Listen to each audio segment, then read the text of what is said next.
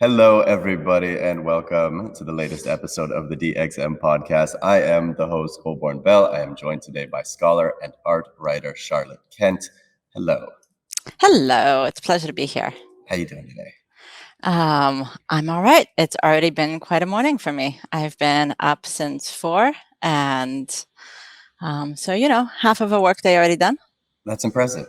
Yeah, I got up about 10 minutes ago.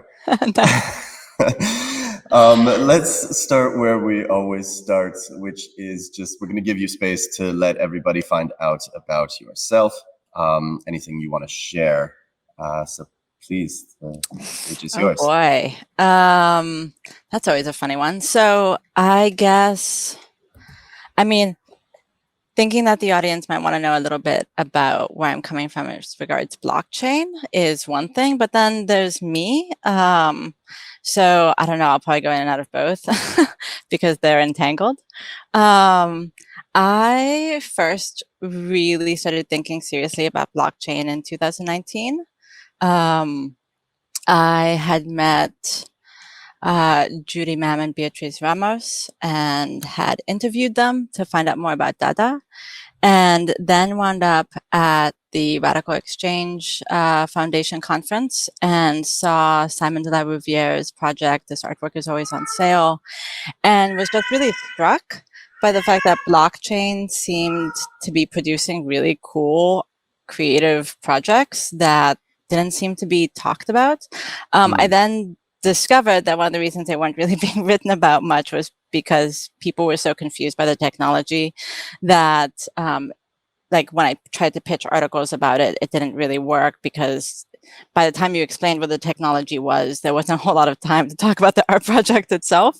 Yeah. And so it just became this sort of side interest of mine as I was continuing to teach and write about digital culture. So I was doing work on extended reality. Like I was looking at abstraction in virtual reality. Like what is virtual reality if the space is abstract?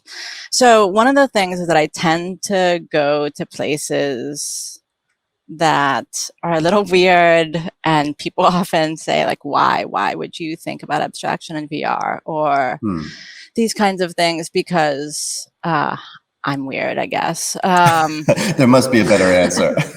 I like it when artists are exploring things that are difficult and confusing. One of the things that's great about art is that it visualizes complex concepts. I remember someone who was studying art history once said to me that they loved art history because it made the world into pictures, and like how we had arrived at where we were into this like series of pictures that they could look at and think about and then remember what had happened.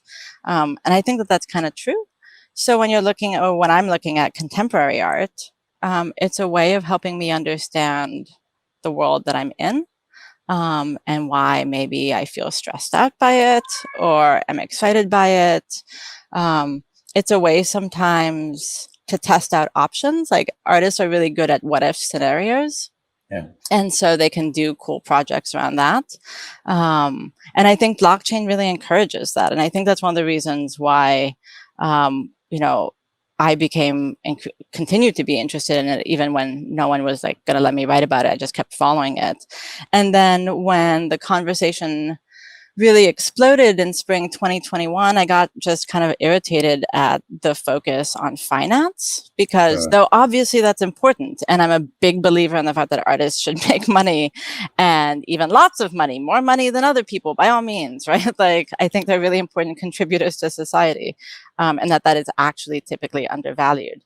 But even though blockchain was designed as a sort of economic technology, as it developed, as it continues to develop, it keeps presenting other things. And I think artists are good at showing us that. Okay, where do we go from here? There's a million different places we can go. First off, like this is something we've always connected on, right? These weird fringe places of this movement. I very much agree. This is not by necessity an economic technology. Everybody, of course, gets so into the speculation aspect of it, but we are I think, literally inventing new structures of society kind of based on the internet instead of like the physical as the perhaps like primary matter in which we are all, you know, organizing and collecting. And how do you create culture of the internet? How do you create value of the internet? How do you create trustless relationships between pseudonymous identities? These are all things that are possible with blockchain. So it is much more of just a I see it both as an economic and social fabric in which really anybody can bring experimental philosophies, experimental ideals, and back to kind of like artists' willingness to go there. There is not such a perhaps rigid way for things to be. So I think they do feel more free, and I think it encourages experimentation. Well, and it's crazy to think that an economic system wouldn't have been conceived as being socio-political. I mean, what is economics but like the way in which people choose to transact? Yes, but that means interact, right? And what does that mean but a whole set of social values and ways of imagining social gathering? That's politics, right? And so because of that kind of organizational stuff, and because I started feeling compelled, because some of the artists do such incredible work at helping us understand the technology, right? Like these projects where they're really sort of digging up how things work. I started having to look at time and the temporal ordering that blockchain is producing, which is totally new. So, you know, some of that came from the fact that there's this weird time language in blockchain where people talk about, you know, like ancient history being 2017, which was 5 years ago. So for someone who's in a former art history program, that's really funny. And then, you know, there's also all this conversation about the future, right? That's always coming up. And there's this kind of futurism and like thinking about the possibilities that will come next. There's anxieties about the future too, like, you know, so that just got me thinking about time and, you know, how blockchain felt like it was producing this new time frame, and it felt really accelerationist, right? This sense of like exhaustion that so many people have felt over the last year. The rise of activities, the meetings, the online and stuff, the sort of constant drops, the highs and lows, time just feeling like there's never enough time, and so the sort of confusion and collapse of time, and then at the same time that had been happening in part because of pandemic, right? And so there was this kind of just like extreme reordering of time. And then I was trying to understand, you know, like time stamping and some of all this stuff when I realized that, so blockchain itself isn't inherently a digital time. It is actually literally a new form of time, right? So Unix time is this thing that sort of gets established in 1970 and produces a whole new temporal order. It makes digital time possible, right? And digital time is something that I've spent a lot of time thinking about. And I've written about it, and I think, you know, it's a part of why we have felt kind of atomized and alienated. That is not the fault of digital time. It's just a part of the like structure of feeling that digital time expresses, right? And that when we don't pay attention to how these things come to be and the types of effects that they have on society, we can't also build in systems to help balance them out, right? So once I started thinking about how blockchain is this new temporal order and it's this chain time, and the unit of time is the block, right? But then starting to think about like this urge to finality and some of these other sort of temporal things that are going on in blockchain, I realized I don't want in 50 years to be in relationship to blockchain in the same way that I am in relationship to digital time, where 50 years of the production of digital time created a type of social structure that is incredibly difficult now to respond against, right? Blockchain is filled with people who are incredibly creative thinkers, who are thinking about the technology. There's a lot of conversation happening around it.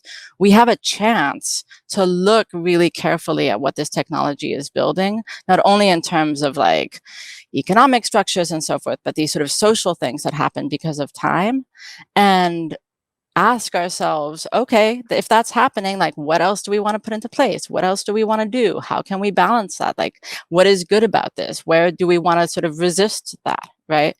And yeah, so I guess that's sort of where I'm at with thinking about blockchain. I mean, the question of time is really difficult for me as like I've been in this space, almost 6 years, and the time ultimately feels vaporized. It really does feel just like this, like a total blur, because you can literally have almost as much of it as you want, as you're willing to handle. Totally unhealthy. You see it all across. You see like leaders of DeFi just being so burned out, they can't put up with it.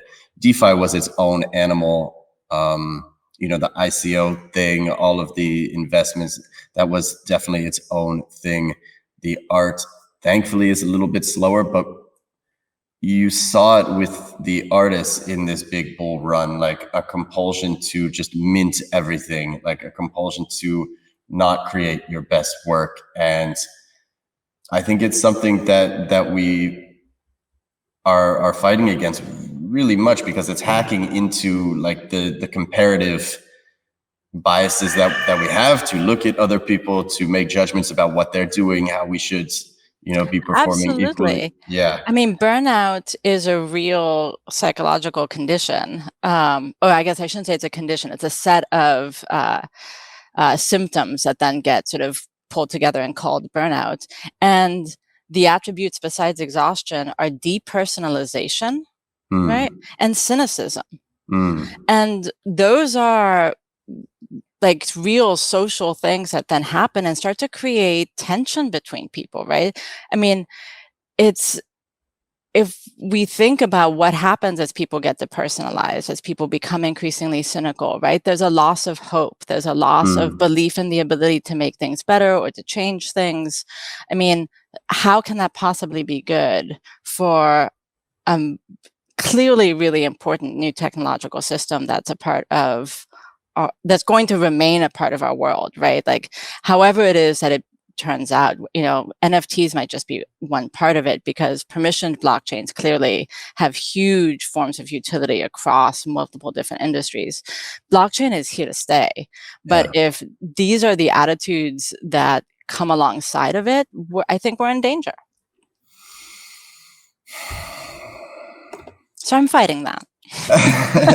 Yeah, and I think it's, in my opinion, is really the only people that can show us the dangers of that are the artists. Exactly. Right? Yeah, the only people that can really express that, because we know all of these finance types, all of these very like type A, ego-driven, like must conquer, whatever, like this capitalism hath wrought. All of these people like coming in, and it really is up to the artist, in my opinion, to show us perspective. And I think they're doing that. I mean, that's one of the things that's really interesting about all of these different projects that have been happening around time, right? That are literally playing with different temporal orders, right?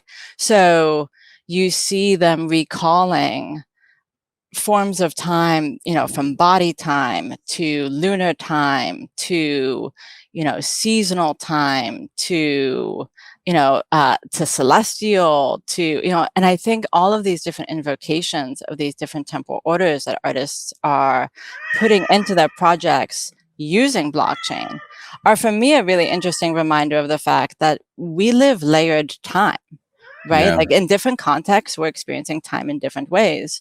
And I think, trying to think about it that way as this kind of layering is really helpful, because then maybe there's a way of sort of recognizing when you're choosing one temporal order over another, right? Mm. And if you recognize that you have a choice there, then you have a choice on how you want to behave, how you want to interact, how you want to pull back, how you want to push forward. Should we shout out some of those artists and projects? Yeah, I'd love to. So, I mean, I have to be honest and say, really, this all started for me with Anna Ridler. Just because I had been interested both in the way she was looking at things historically and sort of drawing historical comparisons, so how this moment is like a previous moment.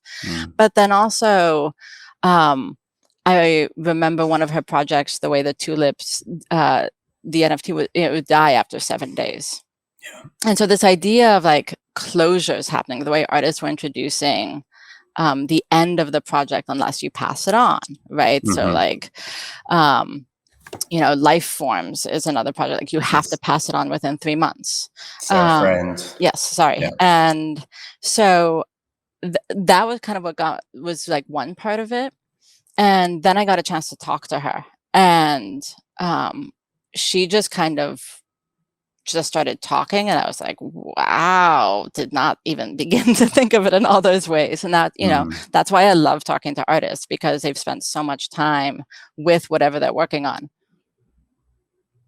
And so because of that, I started noticing other things. So like Lauren Lee McCarthy's Good Night project is super cool to me, because basically the NFT is the contractual agreement that every night before she goes to sleep, she will message you good night. Yeah. And it's such a beautiful reminder for me of the fact that, like, yes, here's blockchain and here's NFTs, but also, hey, here we are over here in the world where we have this like really loose experience of going to sleep, and like it's not exactly at this one single minute every day, and and that there's this connection that can happen. It's a really intimate thing to say goodnight to someone.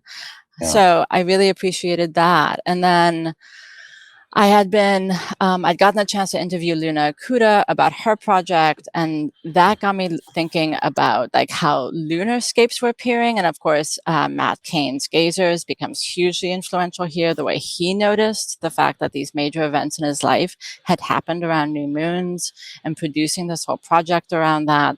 And as it continues to evolve, right? And so then noticing how many projects evolve, right? And why is it so important right now that so many artists are producing these like evolving or even multi-generational projects, right? That's clearly something that's like a vibe and has been for a while.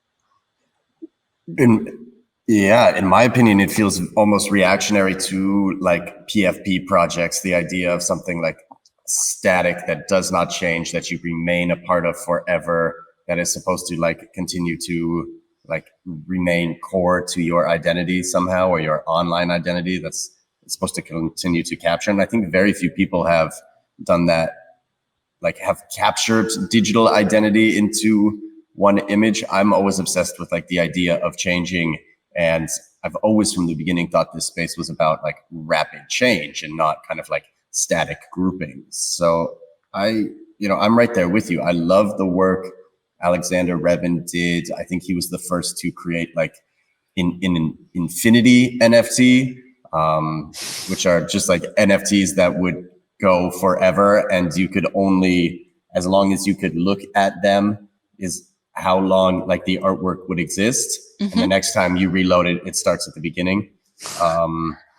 So yeah, stuff like that I always found very, very conceptually interesting. Yeah, it's just, and I think it's also a way of sort of countering some of the sort of misbegotten ideas around immutability, right? I think the rhetoric around immutable creates a sort of ideology of no change. And that's obviously that's problematic. It creates a kind of crisis thinking. And so I think it's also important to recognize how they're introducing this flexibility. And time is really political. And so, how time is structured is has like really complicated political histories in terms of like with Greenwich Mean Time. It was these, colonial empires that just sort of determined what the time zones were going to be around the world in 1884. And then that was it. That was just like how it was going to be.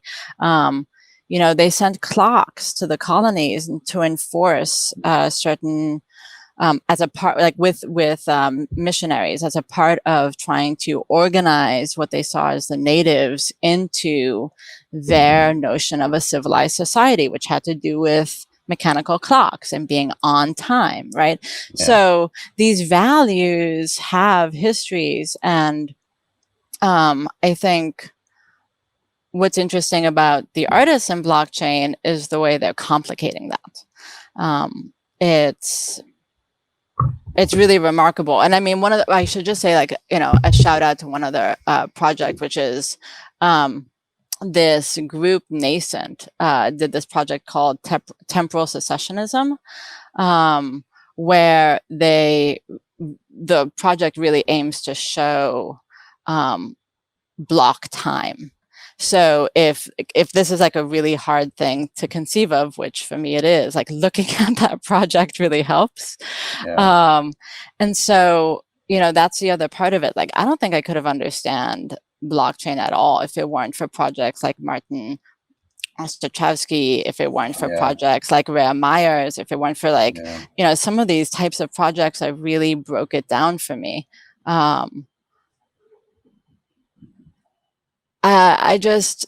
That's where the arts are really important. And I wish, I guess one of the things when I'm thinking about this and when I'm thinking about why am I still writing about this, which I get asked pretty frequently, it has to do with the fact that I believe the best way to understand what is happening is through these arts, right? This is a cutting edge technology, and artists who are using it are at the avant-garde. Yeah.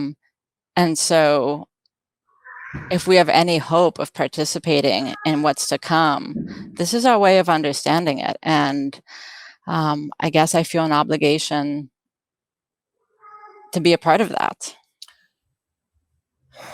Where I land is, I feel that blockchain will be a more or perhaps larger fundamental technology to the world than, say, something like the internet. And I think all of the early promise of the internet and what it could be was corrupted, right? And now we have ended up with these like tech oligarchies that treat people like products, that are mining data incessantly, that know probably way more about you than you could ever yourself. I think the big selling point of NFTs was like a return to ownership, and that like you could determine your identity through these objects and what you participated in, and I think that also perhaps got perverted, but it does come down to giving more people like their independence to like question the nature of our sovereignty in these systems. And what these systems are kind of like doing and the effects that they're having. What you just said made me realize, like, you've gotten the chance to travel around the world and meet with so many different communities producing NFTs. I'm still really hoping to do that, and I think it's really important.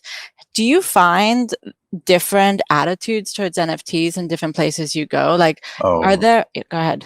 Yeah, I mean, like, the scariest thing for me was, of course, going to Los Angeles. Right. And that's amazing. And like going and like listening to Hollywood producers. I mean, people would like corner me. And, and they were like, we just released this. Like, I need you to tell us like what the next step is, because we just made like $20 million and we're doing like a storytelling thing in the metaverse. I'm like, this all sounds terrible.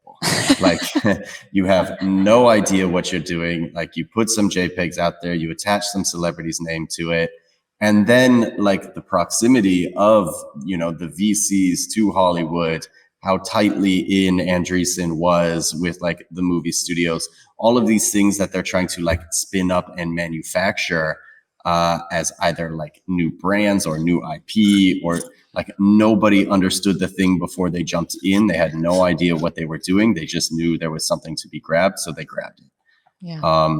And that was really scary, especially in contrast to a place like Lisbon. Or, you know, so many of these conferences are, you know, like the people who sponsor the conference are the people on stage, right? And that's how the organizers make their money, is through the sponsorships. And then they just sell tickets for pure profit. So it never really matters if there's anybody in the audience. It's really just the same people that want like the marketing thing of saying that they were there and the speech recorded so that they could say they were there, but the audience is empty. So how is that new? That sounds exactly like the old way of doing things. Well, 100%. And that's the problem, right? Is everybody just imported all these old models of what they knew how to do and just brought it into a space that had so much promise. And if it couldn't like fundamentally break us out of like our collective habits, then I think it's a colossal failure. Oof. I mean, look, I'm looking for like big revolution and change, you know, that's like all I've ever cared about. And, you know, my career has wound from like finance to social impact to art. Like I see art as having the biggest effect to carry the largest message, to almost like trick people into having an awakening or understanding of problems and concepts that either, you know, they don't want to deal with, or they feel might be too big for them to deal with as individuals, but they're not. Where are some of the interesting ideas coming from your perspective? I mean, lately? Yeah. Yikes. I don't know. You know, I think what's happening is that the people who were early that felt a bit run over by all of these like larger forces are beginning to organize, and the good people are beginning to find each other. And I think that is incredibly powerful and promising.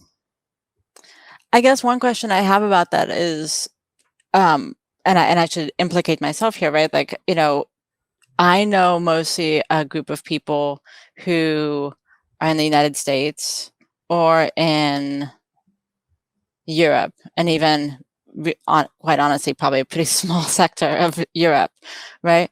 I've been thinking a lot about how to break out of that. And, you know, I want to go to this conference in Mexico City, and I'm trying, you know, I was disappointed I couldn't go to Korea to CF because I wanted to see if there's going to, you know, what would be there. Do you see that the people who are part of this movement from the beginning, do you see them having like more branches out around the world to be able to connect with other parts? Because it feels like there's a kind of centralizing happening to the same old Northern Hemisphere thing. No, I think there's very much like a local global thing happening, right? I've spent, I mean, one, there's an incredible scene in New York City, right? And I just find fascinating creatives from all over. New York always will pull different types of people from all sorts of different places, new perspectives. But of course, there is like inherent in that generally a massive privilege that gets tied to being in New York City and living in New York City. And but I've also, you know, maintained like a 2-year relationship now with the artists in Crypto Argentina.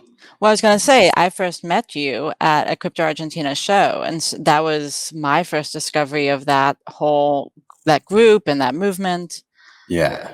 And I think that is really just showing us all into kind of our inevitable future, right? Because I do not believe that like the way governments are structured is sustainable, right? We have to find a new way to exist outside of like the nation state.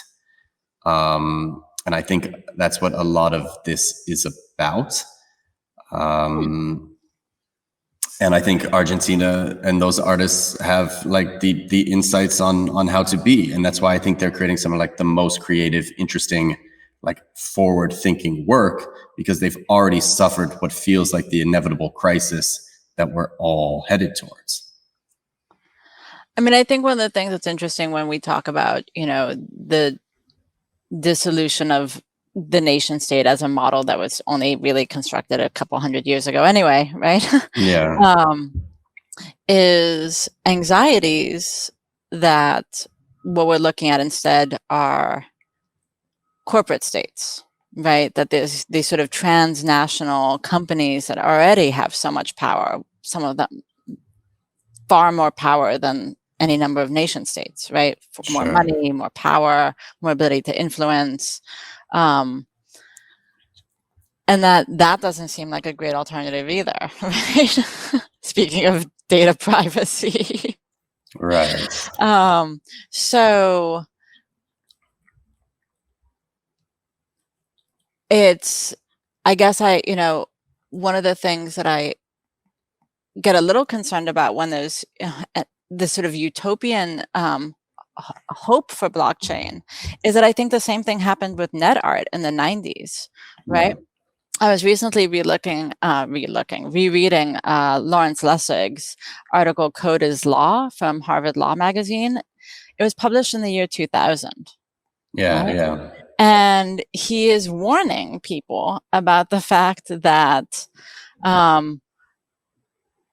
code is still being written by people. And so to get rid of government regulation isn't to get rid of regulation, but to get rid of a particular type of regulation and to ignore another set of rules and values that get produced by the people who are now in charge, which he's describing as the coders, right? And he predicts in that article basically exactly what we have been talking about for the last decade in terms of what happened with Web 2, as it were. Sure. So, what are some of the ways, I mean, I guess this is one of the things I could start looking at, like, what are some of the, ways that artists, maybe, since like that's something we have in common, can show us or regulate or show something that isn't the let's get rid of everything, because when you get rid of everything, you still have some things that aren't great. I mean, something that I was talking about earlier this week with Kyle McDonald was the way in which like value and wealth is moving to people, well, with new values, right? So let's say like this wealth transfer to people with new values. So whether it was, the initial rise of web and all of these young kids kind of, making a lot of money fast and bringing these values, new values to the world, what does that mean in the sense of blockchain? And I'm equally curious, like, what does that mean in the sense of like the artists who were financially successful? How are they like using this to, showcase in their values? Because, for many of them, it was, an unheard of amount of money. I saw like a lot of people buying, like chains or like cars or perhaps like falling into, maybe what they might have been conditioned to think they should see or be from Instagram, or again, in like this comparative analysis society.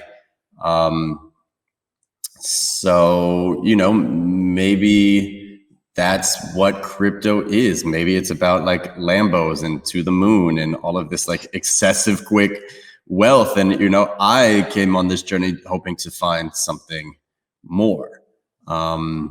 I mean, that's where some of the social impact stuff really matters, right? The way some of the platforms, some of the artists automate, and we know how that's not always perfect, but like automate a percentage to various different organizations, right? To ensure that support so that the project itself doesn't just support them and their team or whomever, but also some group that can really go into society and help make things better.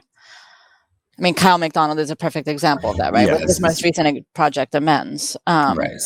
So, I guess that's an interesting way to think about it. But that's 1 in 1,000. that is certainly not the norm, I would say. I thought what Dmitry Cherniak did, I think he donated something like $2 million to the New York City Food Bank, was incredible. I think there are artists that are thinking about it in the right way, but I'm more interested in what that individual does themselves as opposed to what they give, right? Kind of going back to time. And yeah. It's funny though, because I totally agree with you. And then I immediately get nervous because there is a part of me that wants to separate the artist from the art, right? Yes. There are Sure. really a lot of works out there that I like, and then sometimes I'll see the tweets that the artist is putting out and just kind of want to bash my head into a wall. Like, why would you say that? That's so annoying. Or why are you not talking about it? And I don't have a good answer for that one. Like, that one's something I'm just super torn about, because I treat nothing that I read online as real. Like, I don't actually believe that, like, nothing that I post on Twitter, I think really in any way, shape, or form encapsulates actually what I am. Right. And this was like the big thing of Web 2. Like, there is a massive dissonance between what we put out and how we portray, as opposed to like Web 3, which was a promise that we could be more of like our true authentic selves, even if we did not give ourselves like the same name or the same like visual identity. I mean, but that speaks to the fact that, this notion of a digital twin or something, it seems to me like it has to be even more than that, right? Like, I'm a big believer in the performance of the self, right? That we are actually kind of different people in different contexts, and that's okay and even totally appropriate. Right.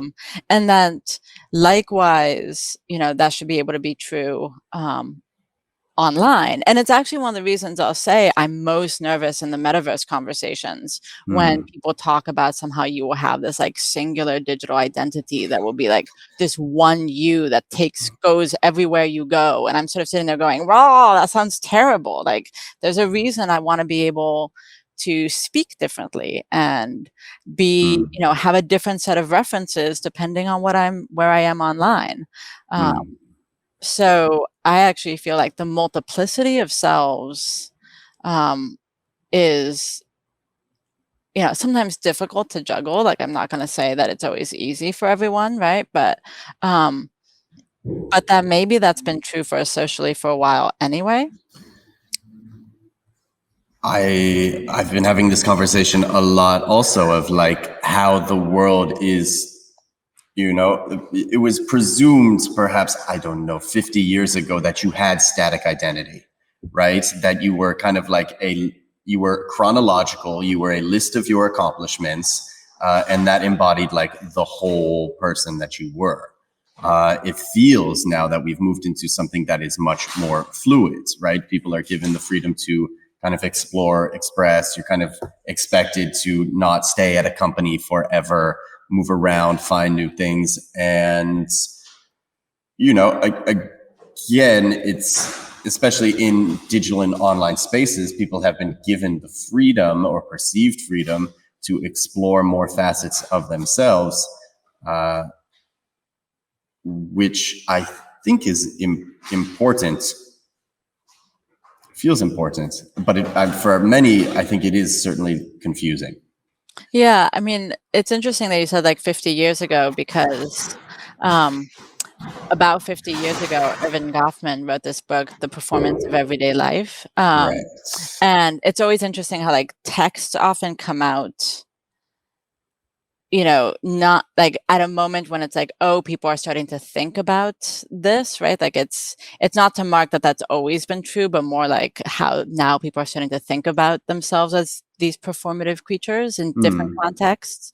And I think some of that had to do with, like having a job, having the corporate job, but then being able to like go home and, also be a civil rights activist, right? And that this sort of like working for the man and being a civil rights advocate with these two different parts of yourself or something.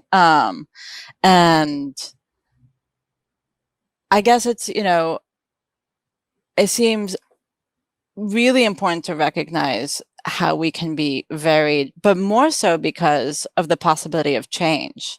So I got a chance to talk to Ian Chang recently, who just did this project Three Phase.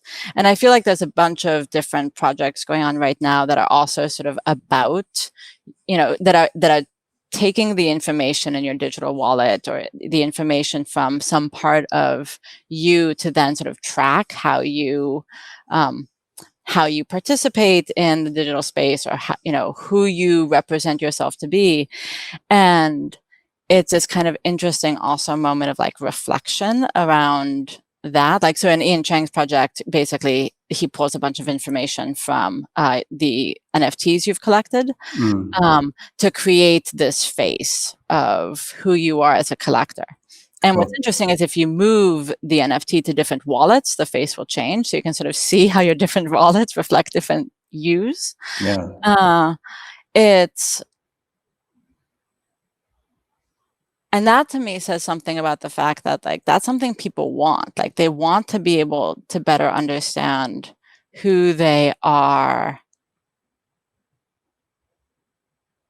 in this kind of like meta-analysis way. Like when I'm, because I write about NFTs, like I'm not really a collector, though I have some and I'm so grateful for them. But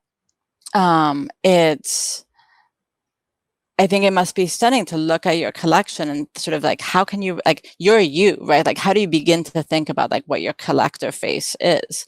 And then given some of the studies recently about, some of the problems in like collecting, the NFT collector, sort of reiterating some of the worst of the, mainstream art world in terms of who gets collected and who gets valued and so forth.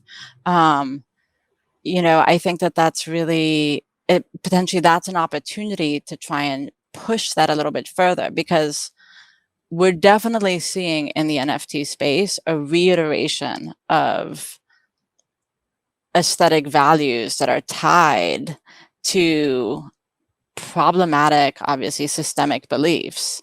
And they're so deeply entrenched, it is hard to break them down. It is hard to overcome them, except with really conscious, intentional effort, which maybe some of these projects can do. Yeah, it again goes back to just that frenzy. I mean, when I was, when I started collecting, there was no competition, but I still wanted, just as much as possible, like all the things I loved, I wanted. And I've kind of like made a commitment to myself now, like not to collect anymore until I can like reconcile and think about what I've done, where all of this work fits into the part of me that was attracted to it. What does that mean? What does that say at that time? Because it's thousands of pieces of art. It's kind of incredible how much you collected. It's pretty, but I mean, yeah. I've always been curious about this. So like, were you actively collecting every single day, like all day long? Like literally, how did you manage to collect so much? Well, I'm a very obsessive person. When I find something that I like and I enjoy, I don't stop. Okay. Right? And I know that about myself. I get like very hyper obsessed into like the thing, the one thing that I have to know and I have to understand. And there was something so incredibly interesting to me about that art object, that digital art object, and what it spoke to for like promise and potential and individuality and the relationship between people. So many, it was very much tied to COVID. It was like me being, I had been effectively like alone in the woods for 3 years. I was like coming out of New York City. I was, again, like taking a step back and thinking about what that experience meant. Because it's very hard, of course, to be intentional always about the thing that you're doing when you're doing it. right? So the beauty of crypto, of course, is that it does give you these bear market cycles to like breathe and reassess and figure how you do things differently. So final words are yours. Oh, I guess my final thought is, if you really believe that blockchain is going to last, then take a break. It's okay. It'll still be there tomorrow or next week. That's dope. Let everybody know where they can find you as well, and if they want to connect, how to. Yeah, by all means. So on Twitter, I'm Lucy2Scribbles. On Instagram, I'm Lucy Scribbles. And my website is ckent.art, and anyone can email me through there. I'm always happy to have conversations about ideas and projects and what's developing next. Cool. And in real life, you are Professor Charlotte Kent. In real life, as if this isn't real. Come on. So in my incredibly tangible reality, I commute out to Montclair State University from Brooklyn. The university is in New Jersey, and I teach visual culture. And I have a cat, and I like being home, and I don't think being able to talk to people online is such a bad thing. Also dope. All right, I'm Colborn Bell. This is the DMINTI Mocha podcast. Many thanks, and we will see everybody next week. Bye. Breaking news.